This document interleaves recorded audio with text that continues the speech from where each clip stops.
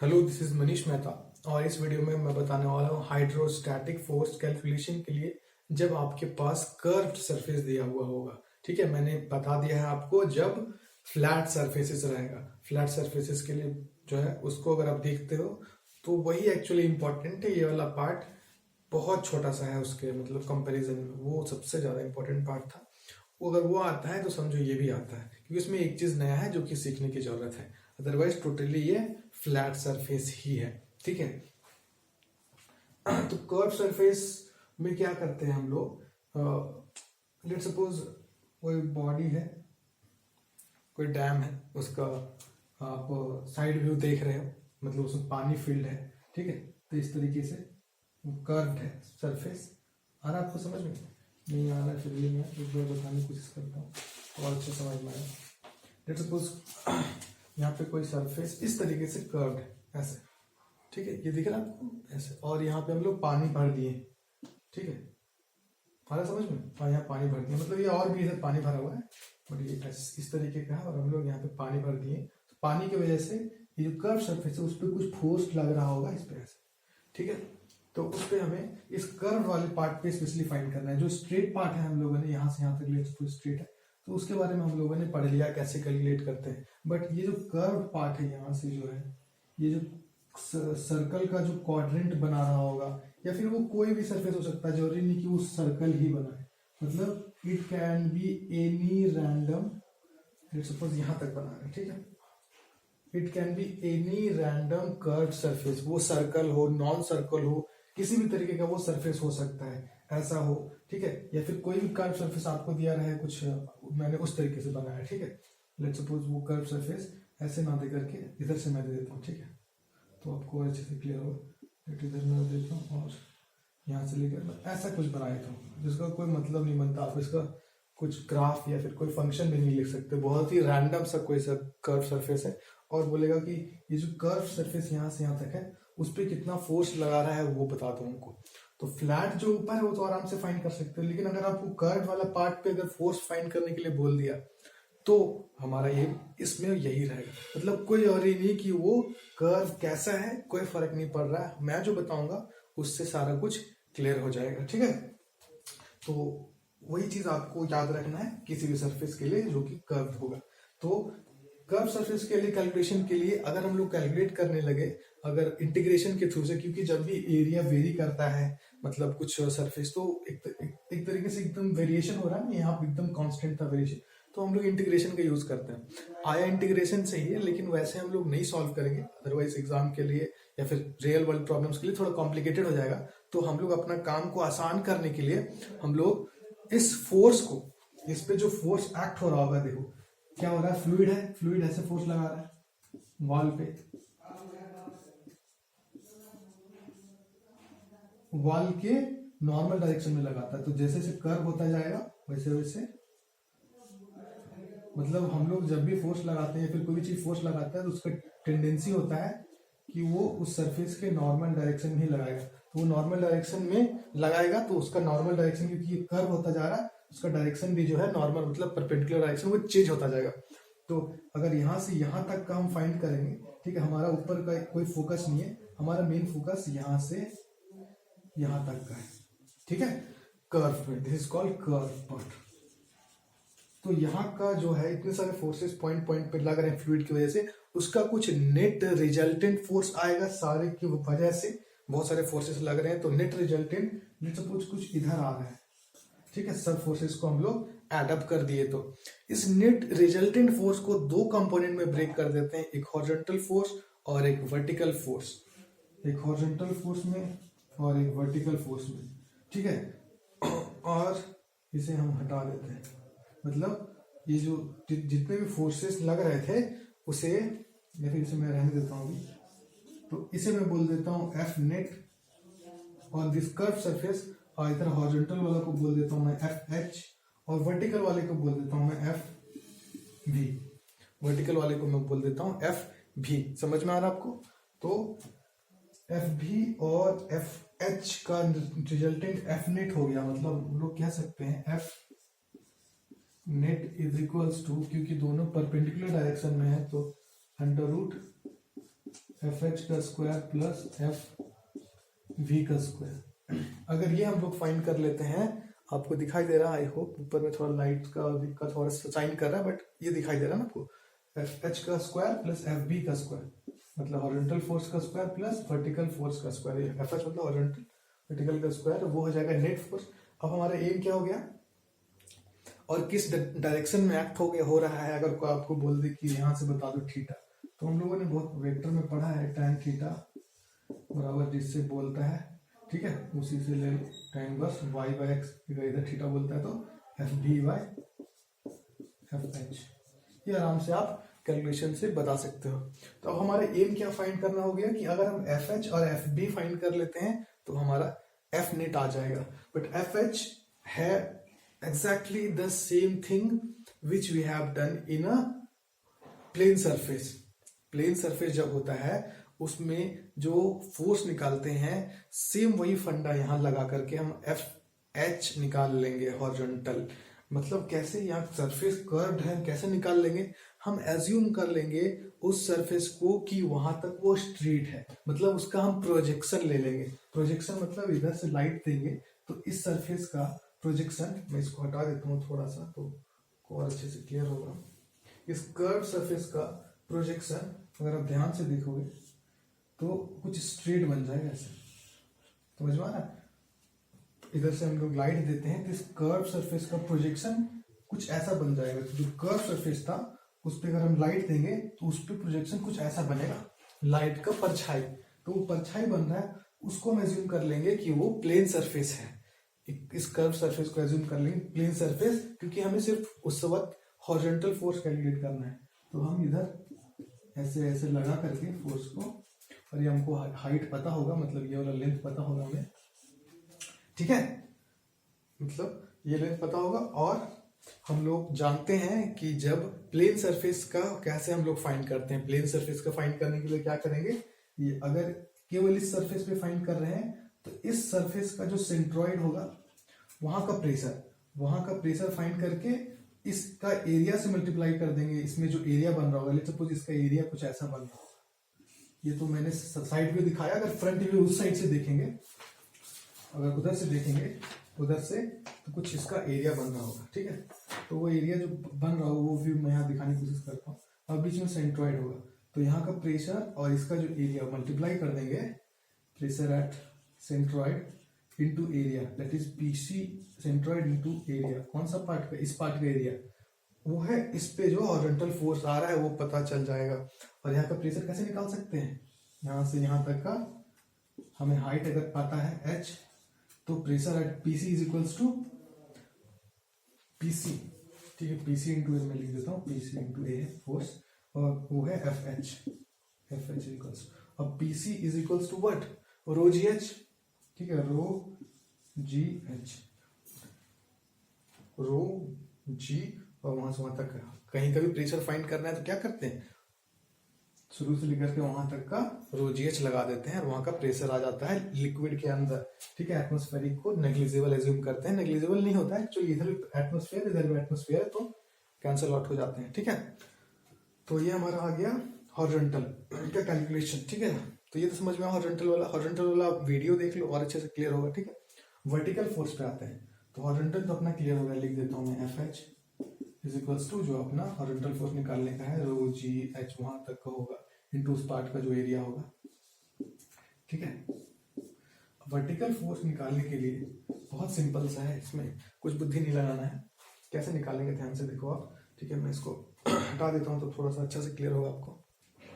तो horizontal vertical था, तो हॉरिजॉन्टल तो सीख गए, तो उसको हटा देते हैं हम लोग। अब हमारा मेन इंटेंशन है वर्टिकल पे, तो वर्टिकल फोर्स पता करना है यहाँ से यहाँ तक का, मतलब यहाँ से यहाँ तक का कितना वर्टिकल ऊपर से लग रहा है, इधर तो हो गया, इधर कितना लग रहा है, तो इधर लगने के लिए क्या फंडा है वो सोचो, ये बड़ा अच्छे से एज्यूम कर सकते हो आप, ठीक है।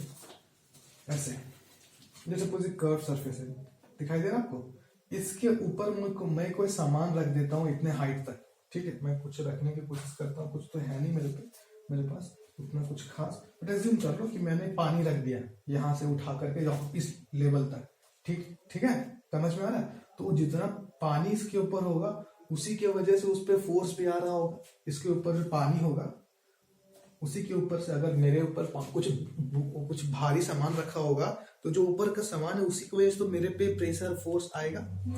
तो वही है, इसके ऊपर जो आ रहा है, ऊपर इसके ऊपर जो पानी है उसके वजह से, मतलब कितना पानी है इसके ऊपर ध्यान से देखो, तो उसके ऊपर वाले चीज को हम डायरेक्टली क्या करेंगे, डायरेक्ट स्ट्रेट ऊपर dot dot dot dot draw करेंगे और देखेंगे इसके ऊपर कितना पानी है, इतना पानी। इसके ऊपर जो पानी है फ्रिज में मारकर वो इतना पानी,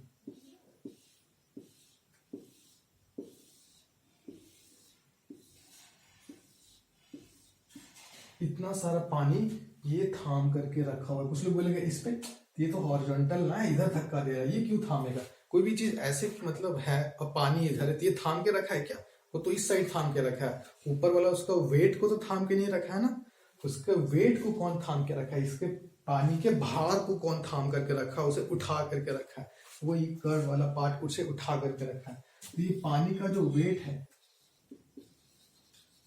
अगर वो फाइंड कर लेते हैं तो वही एफ भी होगा। और वेट फाइंड करने के लिए क्या करते हैं, एम इंटू जी, जी हमको पता है, और एम मतलब डेंसिटी इंटू वॉल्यूम। पानी का डेंसिटी पता है हमको, वॉल्यूम पता कर लेंगे। डेंसिटी तो पता है तो हमारा एम क्या बच गया, केवल वॉल्यूम पता करना। अगर हम वॉल्यूम फाइंड कर लेते हैं यहाँ का तो हम पता कर लेंगे। और वॉल्यूम कैसे फाइंड करेंगे, अब ये मैथ्स आ गया, फिजिक्स तो खत्म हो गया। मतलब हम बोल सकते हैं F B is equals to weight of fluid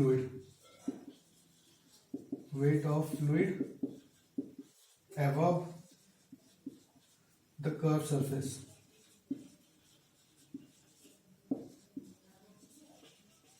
ठीक है, एक्चुअली ये हम लोगों ने हम अपने कैलकुलेशन पर्पस के लिए ताकि हमारा क्वेश्चन आसान हो जाए इसलिए किए, लेकिन एक्चुअली में यहाँ का प्रेशर हर एक पॉइंट का प्रेशर फाइंड करके हम लोग उस चीज को फाइंड करते हैं। ठीक है, ये सिर्फ हम लोग का जो सॉल्यूशन आसान हो जाए इसलिए किया, लेकिन ये वाला कभी कभी आपको कंफ्यूज करेगा। मैं एक केस बताऊंगा उसमें, ठीक है। तो वेट निकालना बहुत आसान है। Weight is m into G and m is density that is rho into v is volume into G. And G जानते हैं हम लोग, रो भी जानते हैं पानी का 1000 kg पर मीटर क्यूब। वॉल्यूम बच गया, अब वॉल्यूम मेरे को बताओ यार क्या मतलब, मैं ये बताऊंगा, अब मेरे पास ये टाइम बच गया कि आपको मैं वॉल्यूम कैलकुलेशन बताऊं क्या। हाँ, ये तो आप खुद कर ही सकते हो, कैसे करोगे आप बता दो मेरे को। कि अगर आपके पास ये तो मेरा पूरा कॉपी ऊपर तक नहीं पहुंच पा रहा है, बट एज्यूम कर लो पूरा ऊपर तक है यहाँ तक, ठीक है। इसके ऊपर का वॉल्यूम कैसे कैलकुलेट करेंगे, मेरे को कोई बता दो, एनीबॉडी। बहुत सिंपल सा चीज है। अगर इसको हम दो पार्ट में डिवाइड कर देते हैं, एक तो ये एरिया होगा और एक ऊपर वाला एरिया होगा, ठीक है। तो लेट ऊपर वाला को कुछ बोल देता हूँ मैं बी, और ऊपर वाला को मैं बोल देता हूँ कुछ लेट सपोज कैपिटल एच, और इधर वाला को मैं बोल देता हूँ एल। यहाँ से यहाँ तक तो दिया रहेगा क्वेश्चन में आपको। और ये वाला कैपिटल एल ना बोल करके मैं डी बोल देता हूँ, अच्छा रहेगा डी, ठीक है। और यहाँ से यहाँ तक वो डी हो जाएगा क्योंकि वो डी है। तो यहाँ से ये क्वार्टर ऑफ अ सर्कल हो गया। बट हाँ, एक चीज मैंने बोला कि कर्व सरफेस का भी हम लोग निकाल सकते हैं, बट बशर्ते हमें उसका एरिया भी फाइंड करना है, या फिर एरिया क्वेश्चन में दिया रहेगा तो ठीक है, ये पता होना चाहिए ना। अदरवाइज आपको वो रैंडम सरफेस का कुछ एरिया ही नहीं पता तो वॉल्यूम कैसे कैलकुलेट करोगे। मतलब मैथमेटिकली कुछ ना कुछ होना चाहिए जिससे कि आप उसका एरिया कैलकुलेट कर लो। तो ये एरिया पता चल जाएगा अगर आप पाई आर स्क्वायर करके, पाई आर स्क्वायर, या फिर आर तो यहाँ डी है ना, तो पाई डी स्क्वायर बाय 4, सर्कल को 1/4 और ये वाला डी इंटू एच, ये टोटल एरिया पता चल गया। अब वो एरिया क्या है, पूरा इतना में फैला हुआ है, मतलब उस एरिया को वॉल्यूम में कन्वर्ट करना है तो इसका विड्थ, मतलब इसका width perpendicular to the plane से मल्टीप्लाई करना पड़ेगा, तो ही तो पूरा वॉल्यूम बन जाएगा। वो केवल वो तो एक एरिया हुआ है, उसको बार बार रखते जाएंगे तो पूरा एक सॉलिड बन जाएगा, मतलब एक वॉल्यूम बन जाएगा। मतलब कितना वेट है, तो वेट को जनरली हम लोग W या B से रिप्रेजेंट करते हैं। तो एज्यूम कर देता हूं मैं W is a width perpendicular to the plane, W is width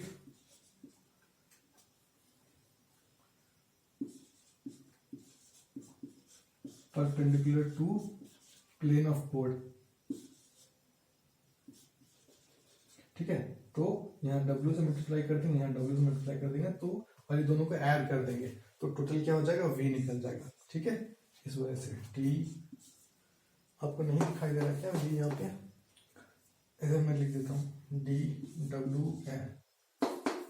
DW plus pi D square by into W। ये रखने वाली चीज नहीं, वो मैथ्स है।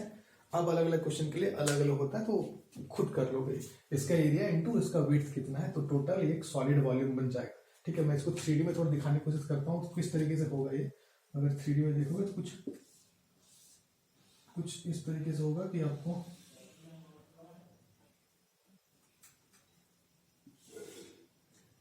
ठीक है, कुछ 3D में ऐसा अलग होगा कि आपको लगेगा कि 3D व्यू जो है वो कुछ ऐसा होगा, ताकि ऐसा लगेगा पूरा वॉल्यूम स्टोर्ड है उसके अंदर। समझ में आ पा रहा है आपको? 3D में थोड़ा सा मैंने दिखाने की कोशिश किया था, तो इससे आपको वॉल्यूम निकल जाएगा और दोनों को कैलकुलेट करके यहाँ इनपुट कर देंगे तो हमारा जो है नेट फोर्स कैलकुलेशन हो जाएगा कर्व सरफेस में। ठीक है, अभी सिंपल सा केस ले लेता हूँ जिसमें कि लोग कंफ्यूज कर जाते हैं। ठीक है, मैं जल्दी से ले लेता हूँ उस केस को। वो केस क्या है वो ध्यान से देख लो आप, कि आपको अगर लेट सपोज ऐसा केस दे दिया कि बोलेगा कि बताओ कि जब आपको कोई ऐसा कोई चीज दे दिया जिसका सरफेस ऐसा हो, ठीक है, ऐसा और ऐसा, और बोलेगा इसमें पानी भरा हुआ है। तो अभी तक तो हम लोग पढ़ रहे थे कि इधर पानी भरा हुआ था, लेकिन अब इधर पानी भर दिया तो बोलेगा देख अब कर्व तो पहले तो कर्व बाहर था उसके, मतलब अंदर पानी भरते थे, लेकिन अब कर्व के बाहर आ गया, अब क्या करेंगे? तो हॉरिजॉन्टल वाला कैलकुलेशन में कोई दिक्कत नहीं है, क्योंकि हम लोग इसका प्रोजेक्शन लेते हैं। तो जब ऐसे फोर्स लगेगा तो हॉरिजॉन्टल अपने आप से वो स्ट्रेट हो जाएगा, तो हॉरिजॉन्टल वाला कोई दिक्कत नहीं। लेकिन वर्टिकल वाले में लोग कंफ्यूज कर जाते हैं। तो वर्टिकल वाले में जो है अब क्या करेंगे, वो सोचेंगे कि हम लोग क्या करते थे कि फ्लूइड का वॉल्यूम लेते थे, तो वो लोग क्या करेंगे, अब ये जो वॉल्यूम आएगा उसको ले लेंगे। ठीक है, लेकिन नहीं, ये तो नीचे है ना, नीचे हम कोई सरफेस रखते हैं, पानी उसके नीचे रखा है तो हम उसका भार उठा रहे हैं। ये क्या गधा बनती है यार, पानी तो उसके ऊपर जो होना चाहिए उसका भार उठाते हैं ना। तो ऊपर तो कुछ है नहीं, ऊपर हवा है, मतलब कुछ नहीं उठा रहे, मतलब वर्टिकल रहेगा, अब तो जीरो हो गया। ये भी नहीं, हमको अपने कैलकुलेशन के लिए इस फंडे को सोचे हैं कि मेरे ऊपर कुछ रखा हुआ है, बट एक्चुअली में क्या है, वो इंटीग्रेशन से आया है, वो प्रेशर से आया है। मतलब ध्यान से देखो क्या है, इस पॉइंट पे जो प्रेशर होगा, इस पॉइंट पे अलग अलग पॉइंट पे उस प्रेशर को, उस एरिया से, स्मॉल एरिया से अलग अलग पॉइंट पे अलग अलग प्रेशर है। तो pressure at each point, let's suppose किसी एक्स पॉइंट पे px ले लिए और वहां का dA ले लिए और पूरा यहां से यहां तक इंटीग्रेट किए, तो प्रेशर का कहीं ना कहीं गेम है। तो प्रेशर को हम फाइंड कैसे करते हैं, यहां से यहां तक हाइट से ρgh करके। ऑब्वियस बात है, मतलब ये हाइट का रोल आता है और उसका एरिया आता है, तो हाइट का रोल आ रहा है, उसका एरिया आ रहा है, उसी से आता है। तो कहीं ना कहीं ये हाइट का रोल आ रहा है उस प्रेशर को फाइंड करने के लिए, मतलब नीचे से कोई लेना देना नहीं, हमेशा ऊपर से रहेगा। तो इस केस में भी हम यही वाला वॉल्यूम लेंगे, इसमें कंफ्यूज नहीं करना है। मतलब हमेशा we will take the volume above the surface, चाहे उधर पानी हो या पानी ना हो कोई। तो इधर हम क्या करेंगे, कोई हाइपोथेटिकल पानी एज्यूम कर लेंगे